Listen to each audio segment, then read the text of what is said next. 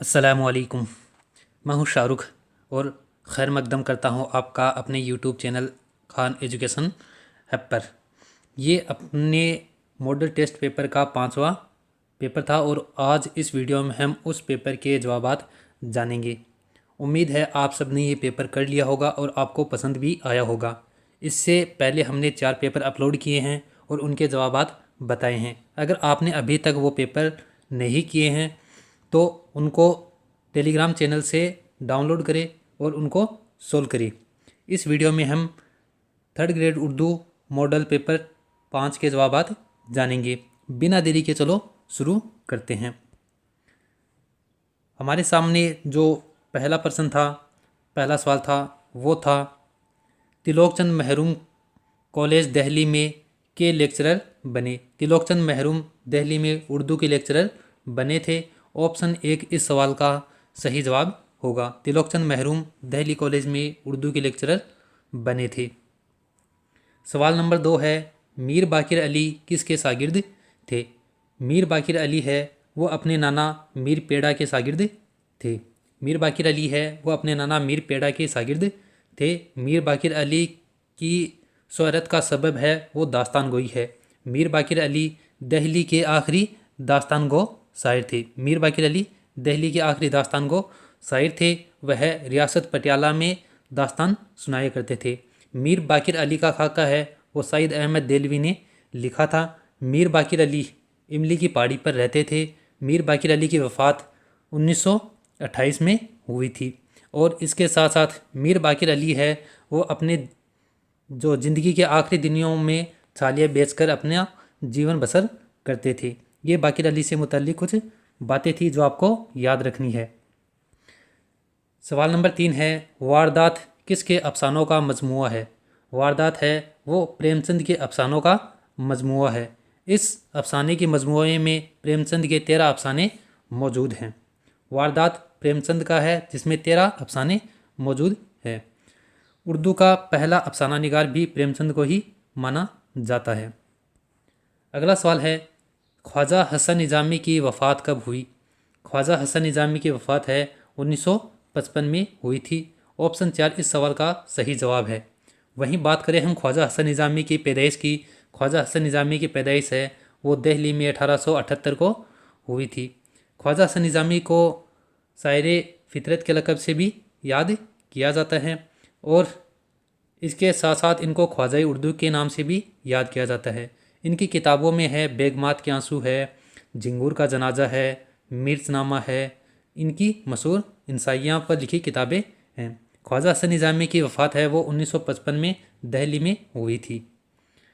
अगला सवाल हमारे सामने है एक देहाती लड़की का गीत किसका लिखा गीत है।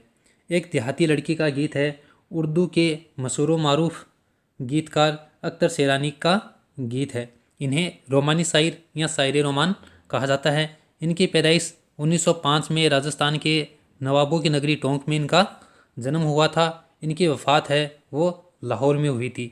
इनके वालिद का नाम हाफिज़ महमूद खां शेरानी था जो कि उर्दू के मशहूर मुहक्किक थे। उनकी किताब का नाम है पंजाब में उर्दू और उन्होंने बताया कि उर्दू की पैदाइश पंजाब में हुई थी। तो एक देहाती लड़की का गीत है वो अख्तर शेरानी का लिखा गीत है। सवाल नंबर 6 है सूरज नारायण महर ने शोहरत हासिल की। सूरज नारायण महर की शोहरत का दारोमदार है वो इनकी नज़मों पर है। नज़म लिखने की वजह से सूरज नारायण महर को उर्दू अदब में शोहरत हासिल हुई। ऑप्शन 2 इस सवाल का सही जवाब होगा। सवाल नंबर 7 जाकिर हुसैन ने पीएचडी की डिग्री हासिल की। पीएचडी की डिग्री है उन्होंने जर्मनी से हासिल की थी। ऑप्शन 1 इस सवाल का सही जवाब होगा। जाकिर हुसैन ने जर्मनी भाषा में ही जर्मनी ज़बान में ही गांधी जी की जीवनी लिखी थी। वह हिंदुस्तान के पहले मुस्लिम राष्ट्रपति थे और पहले ही मुस्लिम उपराष्ट्रपति भी रहे हैं। डॉक्टर जाकिर हुसैन उनको 1963 में भारत के सबसे बड़े एजाज़ भारत रत्न से नवाजा गया था। ऑप्शन 1 इस सवाल का सही जवाब है। जाकिर हुसैन ने पीएचडी की डिग्री है वो जर्मनी से हासिल की। अगला सवाल है इस्माइल मेरठी ने कौन सा कोर्स पास किया। इस्माइल मेरठी ने इंजीनियरिंग का कोर्स पास किया था। ऑप्शन 4 इस सवाल का सही जवाब है। इस्माइल मेरठी को बच्चों के शायर के रूप में भी याद किया जाता है। बच्चों का शायर कौन है? इस्माइल मेरठी। अगला सवाल है, कबीर की शायरी का मजमुआ है। कबीर की शायरी का मजमुआ है बिजक। ऑप्शन 1 इस सवाल का सही जवाब है। वहीं शब्द, साखी और रेमनी ये बीजक के 3 भाग हैं, 3 हिस्से हैं। कबीर की शायरी का मजमुआ है बिजक। अगला सवाल है, डिप्टी नज़ीर अहमद के वालिद का क्या नाम था? डिप्टी नज़ीर अहमद के वालिद का नाम था शहादत अली। ऑप्शन 3 इस सवाल का सही जवाब है। डिप्टी नज़ीर अहमद उर्दू के पहले नावल निगार हैं। उनका पहला नावल है मिरातुल उरूस, जो कि 1869 में लिखा गया था। डिप्टी नज़ीर अहमद। अगला सवाल है, किस शायर ने बच्चों के लिए दरसी किताबें लिखी? बच्चों के लिए दरसी किताबें इस्माइल मेरठी ने लिखी थी। ऑप्शन 3 इस सवाल का सही जवाब है। इस्माइल मेरठी को बच्चों का शायर भी कहा जाता है। सवाल नंबर 12 है, कौन सा मुसन्निफ़ पैरोडी और तंज व मिजाह पर तसनीफ़ लिखने के लिए मशहूर है? ये हैं कन्हैयालाल कपूर। कन्हैयालाल कपूर उर्दू में पैरोडी और तंज व मिजाह पर तसनीफ़ लिखने के लिए मशहूर हैं। इनके तंज व मिजाह और पैरोडी में जैसे कि गालिब जदीद शोरा की मजलिस में इनका लिखा हुआ एक तंज व मिजाह पर तसनीफ़ है। अगला सवाल है, नेकी और बदी किसकी नज़म है? नेकी और बदी है वो नज़ीर अकबर आबादी की नज़म है। नज़ीर अकबर आबादी को अवामी शायर का लक़ब भी मिला हुआ है। इनकी पैदाइश है वो 1740 में हुई थी और वफ़ात है वो 1830 में हुई थी। नेकी और बदी है, बंजारा नामा है, होली है, ईद उल फित्र है, मुफलिसी है, रोटी है, आदमी नामा है, ये नज़ीर अकबर आबादी की मशहूर नज़में हैं। अगला सवाल है, उर्दू का पहला अफसाना निगार कौन है? उर्दू का पहला अफसाना निगार है प्रेमचंद। मुंशी प्रेमचंद उर्दू का पहला अफसाना निगार है। इनके पहले अफसाने का नाम था दुनिया का सबसे अनमोल रतन, जो कि 1907 या 1908 में लिखा गया था। कहीं 1907 आता है, कहीं 1908, लेकिन ऑप्शन में दोनों में से एक ही आएगा। इनका पहला अफसानी मजमुआ है वो 1910 में आया था, जिसका नाम था सोजे वतन। उनमें कुल 5 अफसाने थे, जिसको अंग्रेज़ हुकूमत ने जब्त कर लिया था। उर्दू का पहला अफसाना निगार कौन है? उर्दू का पहला अफसाना निगार है प्रेमचंद। अगला सवाल है, मीर तकी मीर के उर्दू में कितने दीवान हैं? मीर तकी मीर के उर्दू में 6 दीवान हैं। ऑप्शन 1 इस सवाल का सही जवाब है। वहीं 7वां दीवान है वो फ़ारसी में है। इनके कुल 6 दीवान उर्दू में हैं और एक फ़ारसी में है। इनके कुल दीवानों की तादाद है वो है 7 और उर्दू में दीवान हैं वो 6, एक फ़ारसी में है। मीर तकी मीर उर्दू के गज़ल लिखने वालों में सबसे इम्पोर्टेंट नाम है। इनको खुदाई सुगन के लक़ब से भी याद किया जाता है। इनकी पैदाइश है वो 1722-23 में हुई थी, 1722-23, और इनकी वफ़ात है वो 1810 में हुई थी। इनके उस्ताद या इनके मामू का नाम है वो सिराजुद्दीन अली खां आरजू था। मीर तकी मीर उर्दू के सबसे बड़े गज़ल गो शायर गुजरे हैं। सवाल नंबर 16 है, एहतसाम हुसैन ने अमेरिका और यूरोप का सफ़रनामा किस नाम से लिखा? एहतसाम हुसैन ने अपना सफ़रनामा साहिल और समंदर के नाम से लिखा था। ऑप्शन 3 इस सवाल का सही जवाब होगा। एहतसाम हुसैन की पैदाइश है वो 1912 में हुई थी। वहीं 1972 में इनका इंतकाल इलाहाबाद में हो गया था और ये एक नकाद के रूप में जाने जाते हैं। उर्दू में तनकीद निगारी में इनका एक बड़ा नाम है। अगला सवाल है, गालिब की परवरिश किसने की? गालिब की परवरिश है वो इनके चचा नसरुल्लाह बेग ने की थी। ऑप्शन 1 इस सवाल का सही जवाब है। गालिब उर्दू में गज़ल के अलावा खतूत के लिए भी मशहूर हैं। खतूत में इनके खतूत का मजमुआ है औद हिंदी, उर्दू मौला, खतूत गालिब। गालिब की पैदाइश है वो 1797 में हुई थी। 1797 में, वहीं 1869 में इनका इंतकाल हो गया था। ऑप्शन 1 इस सवाल का सही जवाब होगा। सवाल नंबर 18, पहाड़ और गिलहरी किसकी नज़्म है? पहाड़ और गिलहरी है वो इकबाल की नज़्म है, इकबाल की, मोहम्मद इकबाल या अल्लामा इकबाल की नज़्म है। अल्लामा इकबाल की पैदाइश है वो 1977 को सियालकोट में हुई थी, वहीं 1877 को सियालकोट में हुई थी, वहीं 1938 में इनका इंतकाल लाहौर में हो गया था। ये उर्दू में फ़लसफ़ी शायरी और इसके साथ साथ मगरबी शायर के लक़ब से भी याद किए जाते हैं। सवाल नंबर 19 है, काठ का घोड़ा सिन्फ के एतबार से क्या है? काठ का घोड़ा सिन्फ के एतबार से एक अफसाना है। इसके साथ साथ याद रखिए काठ का घोड़ा अफसाना और इसके साथ साथ अफसानों का मजमुआ भी है जो कि रतन सिंह का है।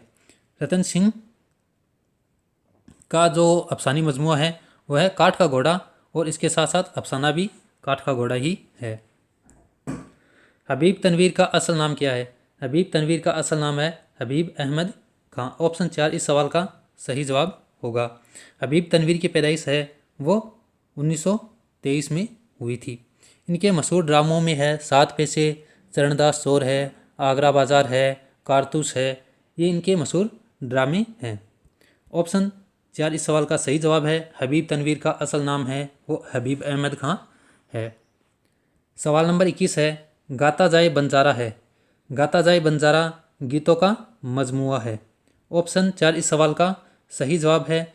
ये मजमुआ है साहिल लुधियानवी का। साहिल लुधियानवी ने फिल्मों के लिए जो गीत लिखे थे, जो गाने लिखे थे, उनका मजमुआ है गाता जाए बंजारा।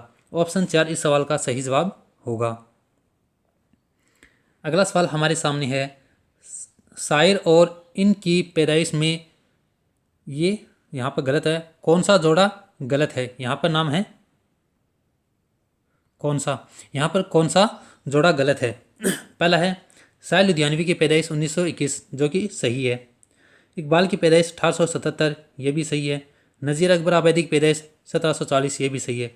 लेकिन इस्माइल मेहदी की पैदाइश है वो 1844 में हुई थी, न कि 1912। साहिल लुधियानवी की पैदाइश 1921 में हुई, वहीं इनकी वफ़ात है वो 1980 में हुई थी। 1980 में साहिल लुधियानवी की वफ़ात हुई थी। इस्माइल मेहदी की पैदाइश 1844 में और इनका वफ़ात है वो 1917 में हुई थी। इकबाल की पैदाइश 1877 में हुई थी। 1938 में इकबाल का इंतकाल हुआ। नज़ीर अकबर आबादी की पैदाइश 1740 और 1830 में नज़ीर अकबर आबादी की वफ़ात हो गई थी। इस सवाल का सही जवाब होगा ऑप्शन 2 इस्माइल मेहदी। इस्माइल मेहदी की पैदाइश है वो 1844 में हुई थी। मुसन्निफ़ और तसनीफ़ में कौन सा जोड़ा गलत है? पहला है एहतसाम हुसैन उर्दू की कहानी, ये सही है, उर्दू की कहानी है वो एहतसाम हुसैन ने लिखी थी। हबीब तनवीर आगरा बाज़ार, ये हबीब तनवीर का ड्रामा है जो कि सही है। हसन निज़ामी मिर्ज़नामा, ये हसन निज़ामी का एक इंसाइया है। नज़ीर अहमद साहिल और समंदर, साहिल और समंदर है वो एहतसाम हुसैन का सफ़रनामा है जो कि नज़ीर अहमद का नहीं है। ऑप्शन 4 इस सवाल का सही जवाब होगा। नज़ीर अहमद साहिल और समंदर। सवाल नंबर 24 है, दक्कन में उर्दू किसकी किताब है? दक्कन में उर्दू है नसीरुद्दीन हाशमी की किताब है। उन्होंने इस किताब में बताया कि उर्दू की पैदाइश है वो दक्कन में हुई थी। महमूद शेरानी की किताब का नाम है पंजाब में उर्दू और उन्होंने बताया था कि उर्दू की पैदाइश पंजाब में हुई थी। सैयद एहतसाम हुसैन की किताबों में है उर्दू की कहानी, साहिल और समंदर। जाकिर हुसैन जो कि हिंदुस्तान के पहले मुस्लिम राष्ट्रपति और पहले मुस्लिम उपराष्ट्रपति रहे हैं और बिहार के गवर्नर भी जाकिर हुसैन रहे हैं। इनकी किताबों में है जैसे अब्बू खां की बकरी है और इसके साथ साथ उनकी दूसरी किताबें भी हैं। अगला सवाल है, उर्दू की पहली नज़्म कौन सी है? उर्दू की पहली नज़्म है वो चक्कीनामा को माना जाता है जो कि बंदा नवाज गेसुदराज से तस्लीब की जाती है। नेकी और बदी है ये नज़ीर अकबर आबादी के हैं। पहाड़ और गिलहरी ये अल्लामा इकबाल की है। गाता बंजारा ये कोई नज़्म नहीं है।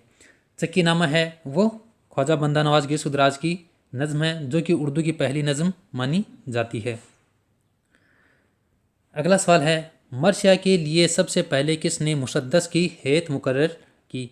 मर्शिया के लिए सबसे पहले मुसद्दस की हैत है वो मिर्ज़ा मोहम्मद रफ़ी शौदा ने की थी। ऑप्शन 2 इस सवाल का सही जवाब होगा।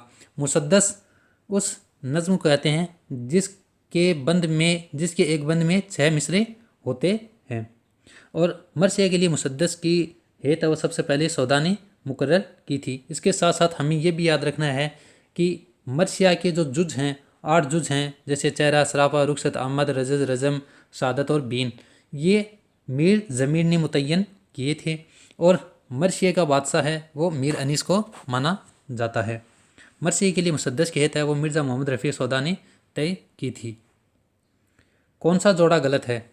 आज़ाद नज़म, फ्री वर्स, ये सही है। दूसरा है मुअर्रा नज़म, ब्लैंक वर्स, ये भी सही है। नसरी नज़म, प्रोज पोइट्री, ये मिस टाइपिंग होगा, प्रोज पोइट्री, ये भी सही है। सभी सही है, सभी के सभी एकदम सही हैं। ऑप्शन 4 इस सवाल का सही जवाब होगा। सवाल नंबर 28 है, मसनवी की ईजाद है। मसनवी की ईजाद किसकी है? ये ईरान की ईजाद है। मसनवी और रुबाई ईरान की ईजाद है। वहीं गज़ल, कसीदा, ये अरबों की ईजाद है। गीत है वो हिंदी की ईजाद है। ऑप्शन 1 इस सवाल का सही जवाब होगा। अगला सवाल है, किस सिन्फ को समझने के लिए लुगत की कम से कम ज़रूरत पड़ती है? गीत को समझने के लिए हमें लुगत की कम से कम ज़रूरत पड़ती है। ऑप्शन 4 इस सवाल का सही जवाब होगा। गीत है वो हिंदी ज़बान के ज़ेरे असर उर्दू में आया है। अगला सवाल है, दोहा में कितने मिसरे होते हैं? दोहा में 2 मिसरे होते हैं। मिसरा लाइन को कहते हैं, एक लाइन होती है, फिर ये 2 लाइन। गज़ल में भी 2 मिसरे होते हैं और मुसद्दस में 6 होते हैं, मुखम्मस में 5 होते हैं, मुरब्बा में 4 होते हैं, मसलस में 3 होते हैं। दोहे में कितने मिसरे होते हैं? दोहे में 2 मिसरे होते हैं। अगला सवाल है, कौन सा जोड़ा गलत है? नावल निगार और नावल, इनमें नावल निगार और नावल के बारे में बताना है कौन सा जोड़ा गलत है। शिकस्त कृष्ण चंद्र का पहला नावल था, ये सही है। लंदन की एक रात सज्जाद ज़हीर का एक मशहूर नावल है। उमराव जान अदा मिर्ज़ा हादी रुस्वा के नावलों में सबसे इम्पोर्टेंट नावल है उमराव जान अदा, ये भी सही है। हाजी बगलोल, ये सज्जाद हसन का है, न कि प्रेमचंद का। ऑप्शन 4 इस सवाल का सही जवाब होगा। हाजी बगलोल है वो प्रेमचंद का जो नावल है वो नहीं है। अगला सवाल है, अफसाना को एक नशिस्त में ही ख़त्म होना चाहिए, ये कॉल किसका है? ये कॉल है एडगर एलियन का। ऑप्शन 1 इस सवाल का सही जवाब होगा। ऑप्शन 1। अगला सवाल है, लफ्ज़ ड्रामा किस से मस्तक है? लफ्ज़ ड्रामा है वो ड्राव से मस्तक है। ड्राव है वो एक यूनानी ज़बान का लफ्ज़ है। ड्रामा यूनानी ज़बान का लफ्ज़ है जिसके मायने है अमल के या एक्शन के, ठीक है। और उर्दू में ड्रामा का बादशाह कहते हैं आगा हसर काश्मीरी को। अगला सवाल है, अगर मैं वज़ीर आज़म होता और स्कूल का सालाना जलसा किस तरह के मजमून है? ये मजमून है फ़िक्री मजमून। ऑप्शन 3 इस सवाल का सही जवाब होगा। आमतौर पर 3 तरह के मजमून होते हैं, बयानिया मजमून, हिकाया मजमून और फ़िक्री मजमून। अगर मैं वज़ीर आज़म होता, स्कूल का सालाना जलसा, ये फ़िक्री मजमून के तहत आते हैं। ऑप्शन 3 इस सवाल का सही जवाब होगा। सवाल नंबर 35 है, कौन सा खत अपने दोस्तों, अजीज़ों, अकारिब को लिखा जाता है? ये होता है निजी खत।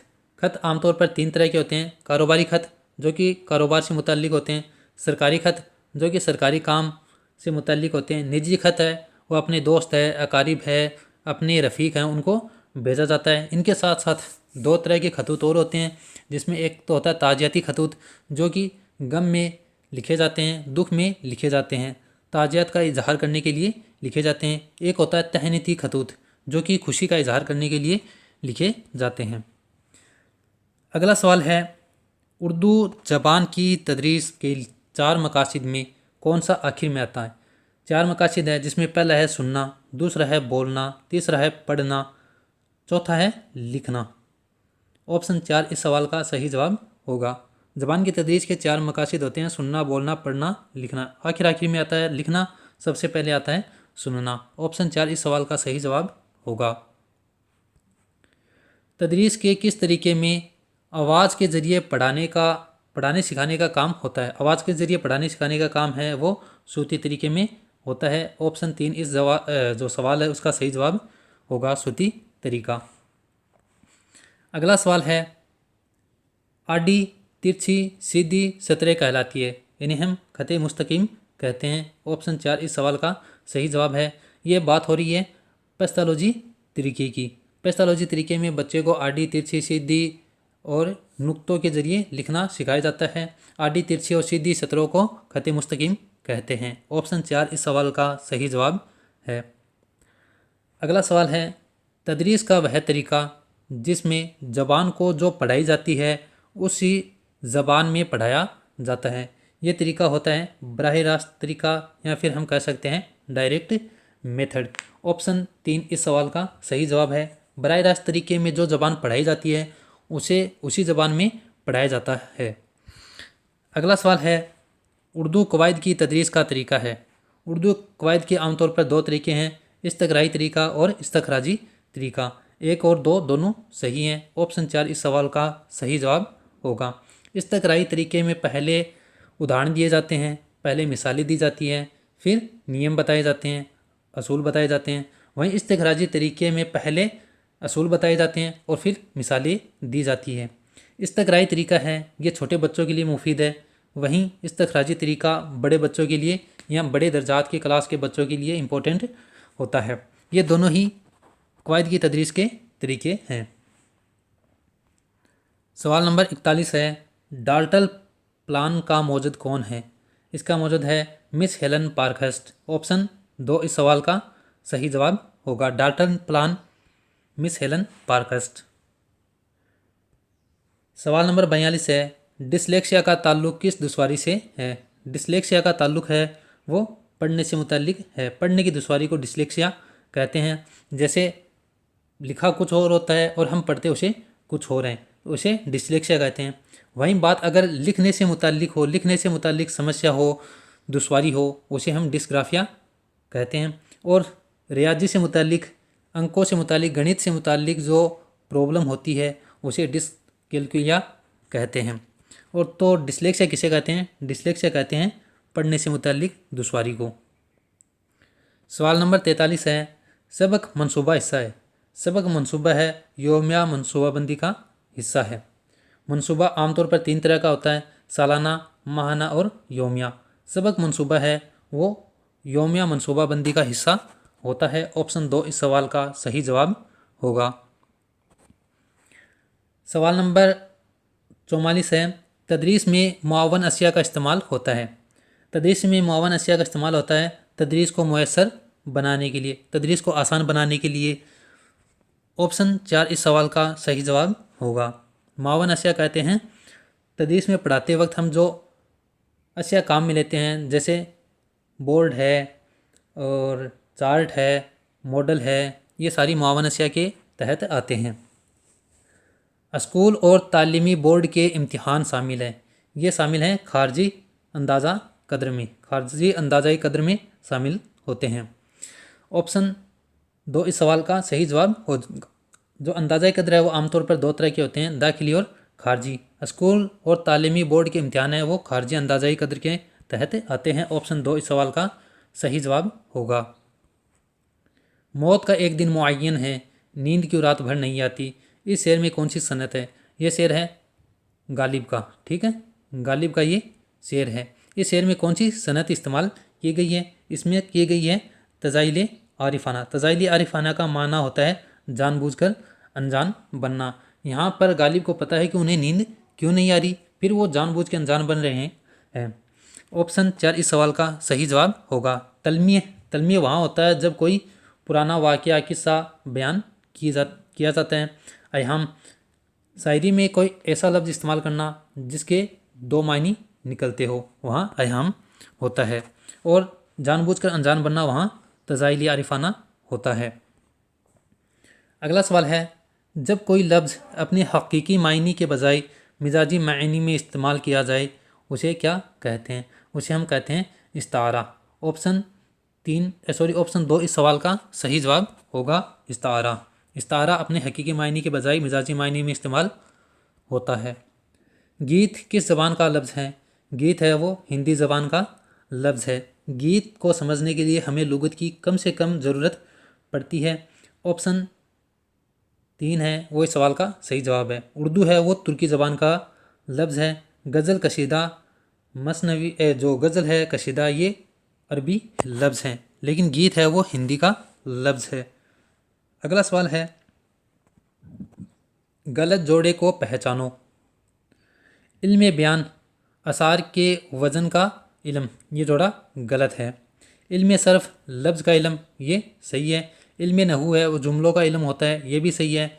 इल्म हिज्जा ये हुरूफ के इल्म है, हुरूफ का इल्म है, ये भी सही है। इल्म बयान है वो लफ्ज़ के मायने से मुताल्लिक होता है, न कि असार के वज़न के इल्म से मुताल्लिक। ऑप्शन 1 इस सवाल का सही जवाब होगा। कौन सा मेल नहीं खाता? जंजीरा, इसे हम अंग्रेजी में हाइपिन कहते हैं। ऑप्शन 1 सही है। खत जिसे डेस कहते हैं, ये भी सही है। तफसीलिया इसे कोलन एंड डेस कहते हैं, ये भी सही है। लेकिन सवालिया को हम क्वेश्चन मार्क कहते हैं, न कि फुल स्टॉप। ऑप्शन 3 जो जोड़ा है ये गलत है और हमारा सही आंसर भी 3 है। अगला सवाल है, पानी पानी होना मुहावरे का क्या मतलब है? पानी पानी होना मुहावरे का मतलब है शर्मिंदा होना। शर्मिंदा होना पानी पानी होना मुहावरे का मतलब है।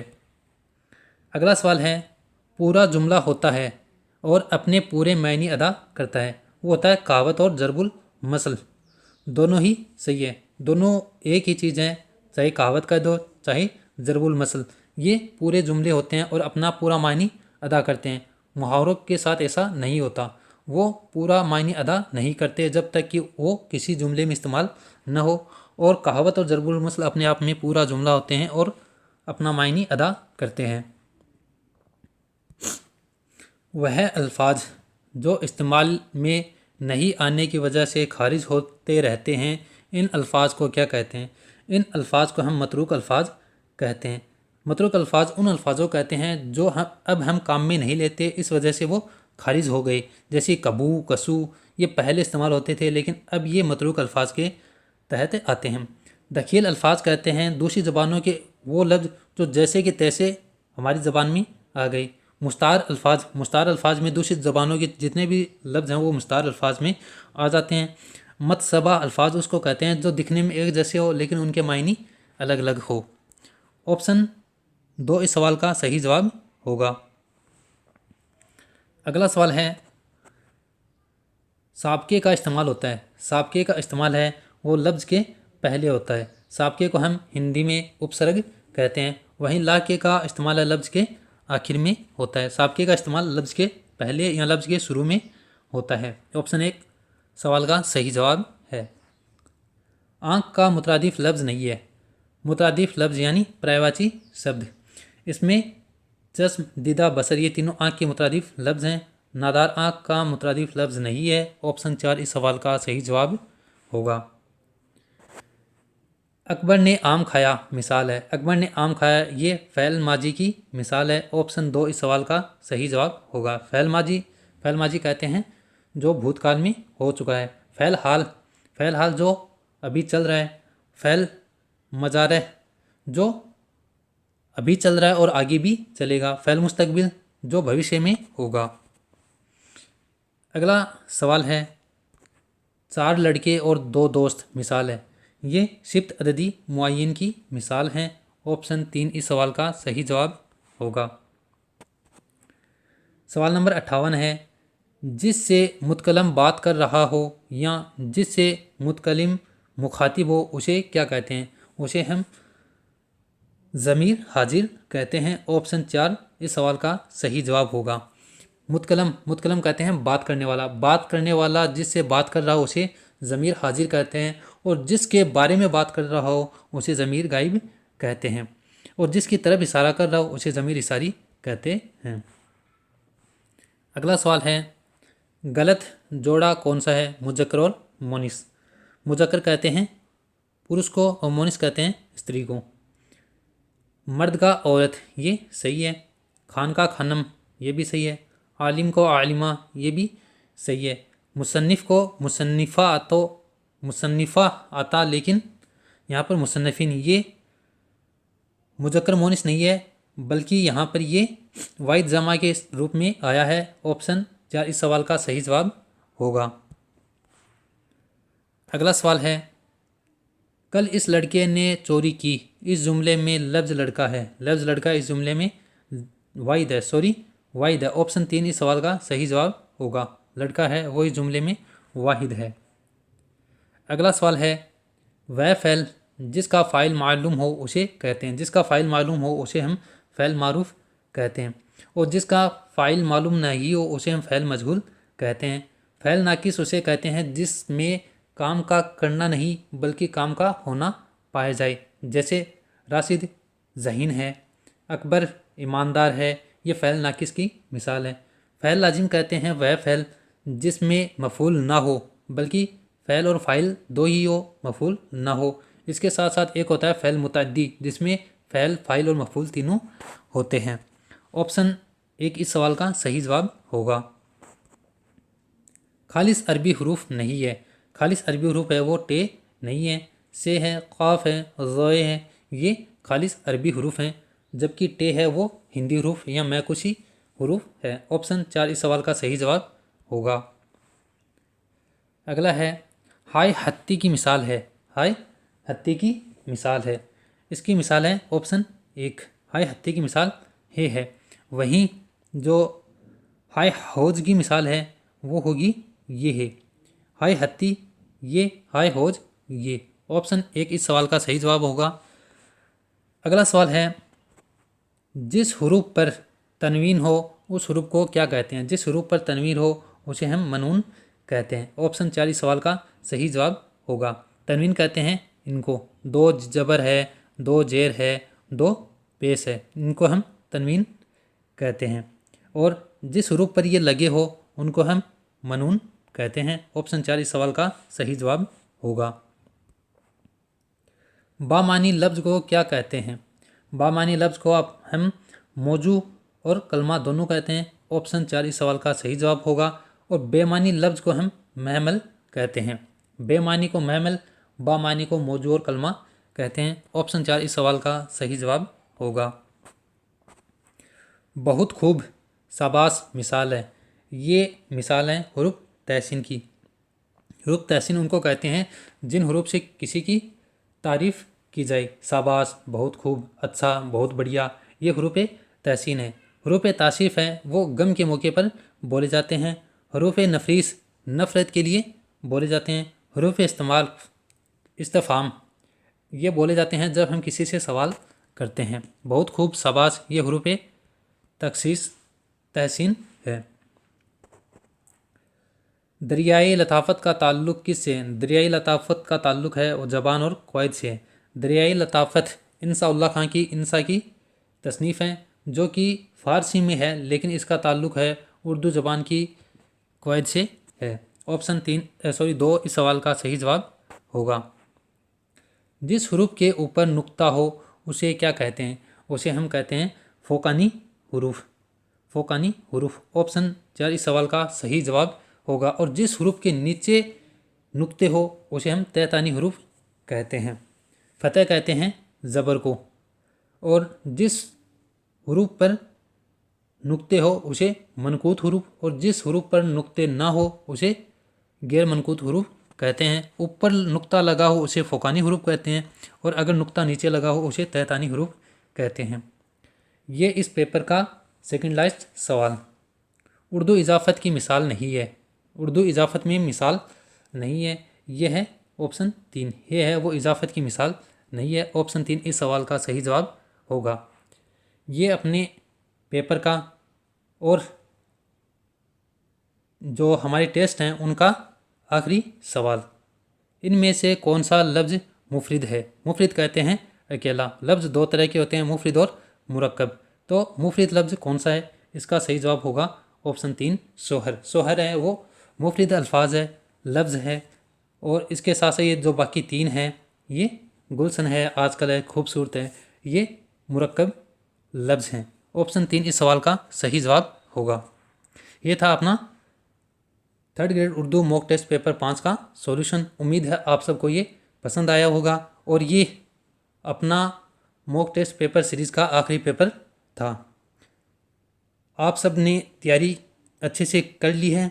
अभी इम्तिहान के कुछ ही दिन बाकी हैं, और अभी आपको कुछ नया पढ़ने के बजाय जो पढ़ा है वही बार बार पढ़ने की ज़रूरत है। उम्मीद है और दुआ है आप सबका पेपर अच्छा हो। आप सबको बेस्ट ऑफ लक। वीडियो देखने के लिए थैंक यू, धन्यवाद, शुक्रिया।